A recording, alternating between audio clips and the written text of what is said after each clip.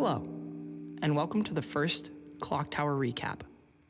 This video will explain everything you need to know about the events of our story arc through the mirror, which consists of episodes 1 through episode 5. I'm your host and dungeon master, Ellenthris, but you can call me Elli.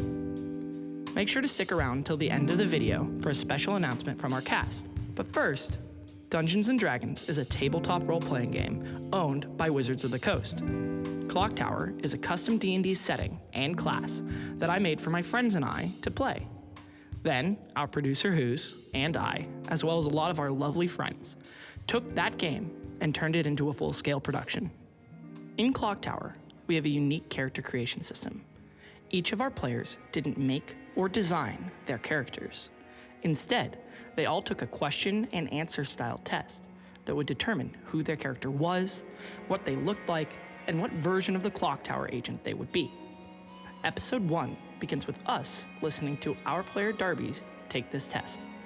While we know that Darbii's answers to this test are a character creation system, her character sees it as a dreamlike vision of their path to the ClockTower. When they reach the ClockTower, they struggle through more of the test to get to the top, to find an old standing mirror. When looking into the mirror, his reflection seems wrong. Darbii, as a player, has to change one aspect of her character's physical appearance, something not determined by the test. Her character sees himself as taller, and the mirror reflects that. Finally seeing his true reflection, he steps through the mirror and into the ClockTower. The inside of the ClockTower is a large circular room. It seems ominously empty, like a new house or maybe even an abandoned one. 6 landmarks dominate the room. The first is a lightly furnished sitting area just in front of the mirror that her character is now standing in. It has a large couch, 2 chairs, and a small coffee table arranged as if the mirror was the center of attention, much like a TV might be.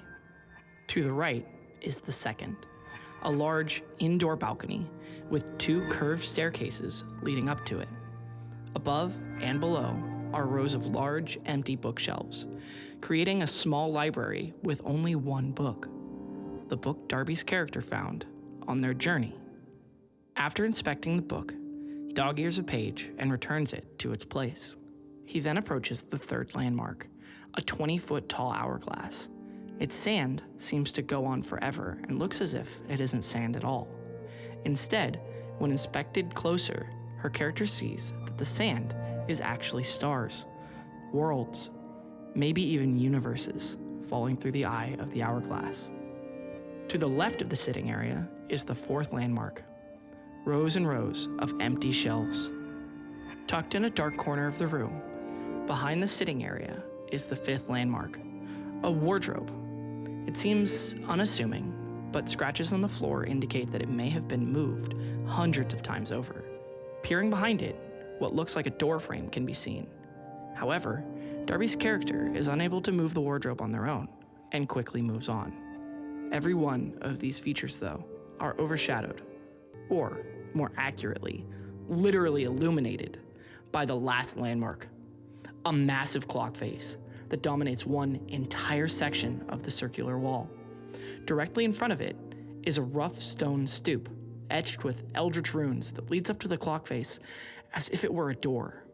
In between this stoop and the hourglass is a short table that Darbii's character finds a gold pocket watch with eldritch runes carved into it.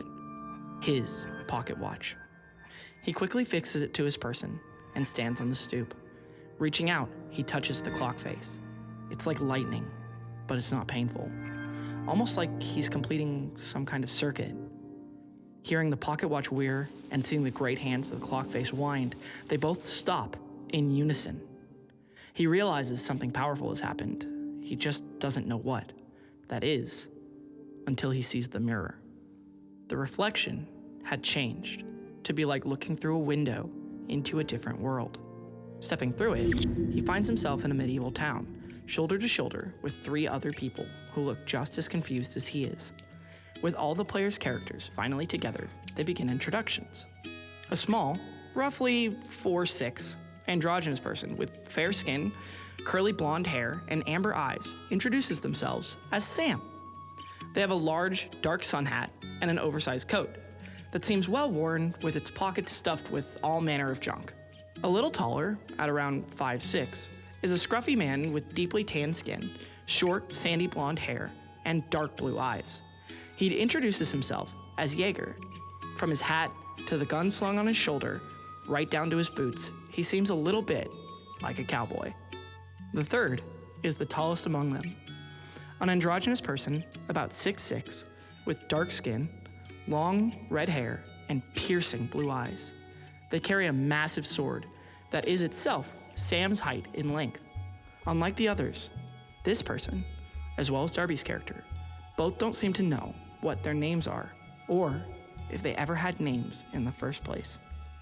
Darby's character stands with the others at around 6'3". He has tan skin, black hair, and gray eyes. The weapons he carries are an old flintlock pistol and a serpentine-bladed short sword.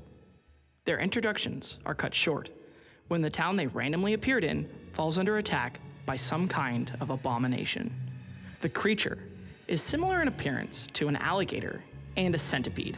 Its horrid, misshapen, pustule-ridden body was clear evidence that it was not of this world, or any world. Worse yet, it was headed right for them. Sam, revealing their weapon, draws forth a short silver pipe.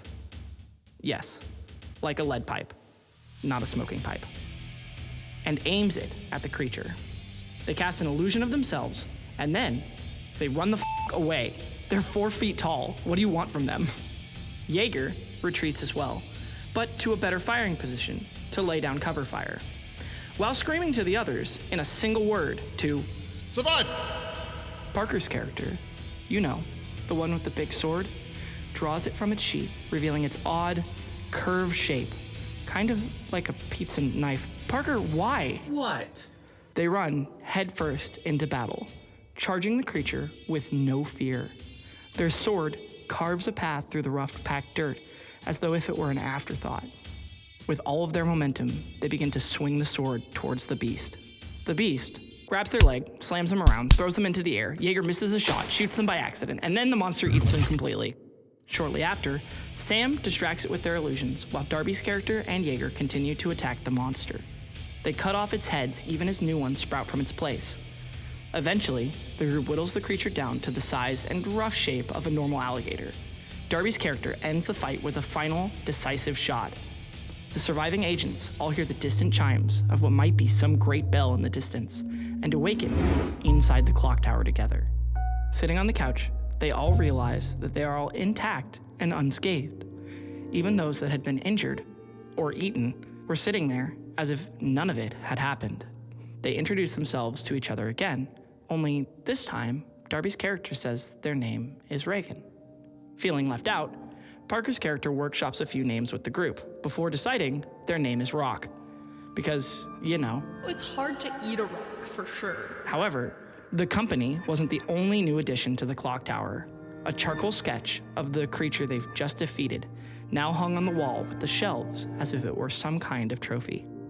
After a brief discussion with the group, Rock walks over to the clock face and, touching it, opens the mirror to another world, a different world, beginning their next mission. As they look around, they realize that they've entered some kind of space station in the midst of a hostage situation.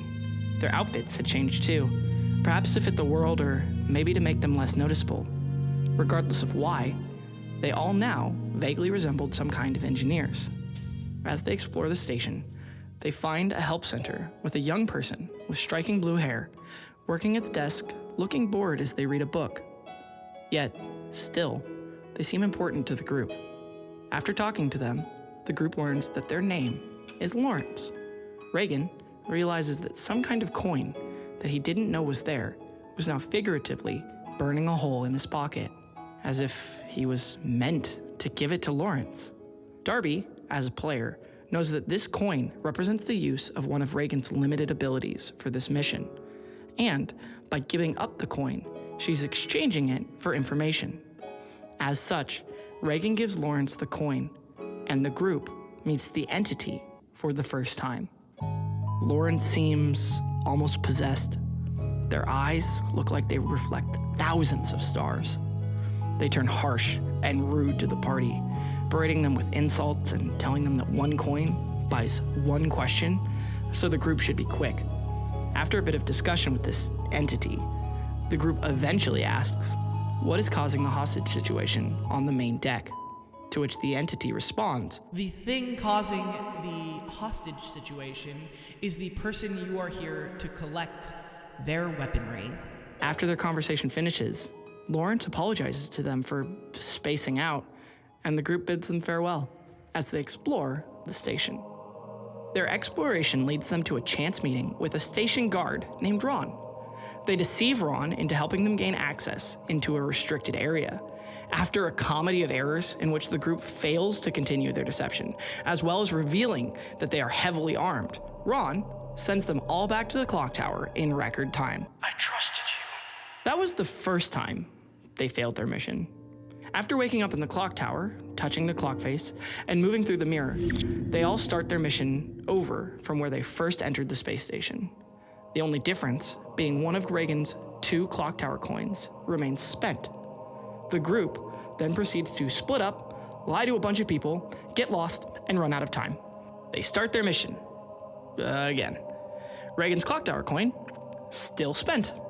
Eventually, after lying their way all the way down to the head engineer, they manage to get a job that will take them straight to the main deck to fix the blast shields in the midst of the hostage situation. The captain of the guard gives them all armored vests and sends what he thinks are engineers to be ready to fix the blast shield when the assailant's demands are met. However, seconds after they enter the room, Jaeger and the assailant make eye contact. And then Jaeger shoots him. The battle begins with Jaeger critically wounding the assailant, and the rest of the group backs him up and attacks the man as well. However, Reagan misses his first shot and weakens the blast shield significantly. The attacks continue with the exception of Sam, who seems against this course of action. What in the tower's name are y'all doing? Sam, instead, chooses to do what they can to help the hostages, who don't understand magic and are only confused by this. Rock bravely charges forward, readying their blade as they reach the wounded man. Rock is quickly dodged, grabbed, tossed almost effortlessly into the wall. Despite the battle, the dialogue between the clock tower agents and this man seems to reveal that he knew that they would be coming for him, and that he might know something about who or what they are, which piques their interest because they don't know who or what they are. Unfortunately, the battle ultimately concludes with the man shooting the blast shield one more fatal time, sucking them all into the silent oblivion of space. But not before Reagan saw a look in the man's eyes. Reagan didn't understand, but knew would haunt him for a long time. They end up all completely healed on the couch again. Rock feels like their pride in battle and in themselves was wounded by the careless way they were tossed. He threw me like I was nothing. I'm going to kill this man. Rock starts the mission with a vengeance. They begin their mission again, as players stating that the characters do all of their actions the same, and end up back at the moment where Jaeger wounds the man. Reagan starts questioning the man immediately this time, which only seems to cause the man to target him specifically. However determined he is though, the agents continue to unleash hell on this man. Rock, specifically, bravely charges forward, readying their blade. As they reach the wounded man, they slice him deeply across the chest, stepping past him as they do. And even as Jaeger tells the man to surrender, the man shoots Reagan and Rock slams his heavy blade through the man's back and out his ribcage. Sam tries to stop Reagan's bleeding, while the station security breaks through the door. Rock rips his sword out of the man's back and then bends down to pick up their enemy's weaponry, a small silver gun. As Rock stands with it in their hands, the entire group hears the distant chiming and wakes up again on the couch in the clock tower. The mission was over, and the gun added to the shelf of trophies. The group, however, is less united. Rock feels accomplished. In their opinion, slaying the assailant saved lives. One bad soul to save multiple innocent ones. And they accomplished their mission. Jaeger is less sure of their actions. choosing to believe that despite their questionable choices, in the end, the mission is what matters. Sam is almost outraged. They believe that life, regardless of circumstance, means something, and that if taking a life is how they had to finish their mission, then they aren't the good guys Sam thought they were. Lastly, Reagan's opinions fall somewhere between all of them. Reagan is glad they saved lives, and that they completed their mission, but still carries the weight that it wasn't without cost, stating that they aren't the good guys, they're just people, and a soul, regardless of circumstance, is still a soul. Whatever missions might be on the horizon for the party, it's clear that everything is not as simple as it seems. Join us on September 4th for Episode 6, The Gray City, Part 1. Till then, time's ticking. See you in the clock tower.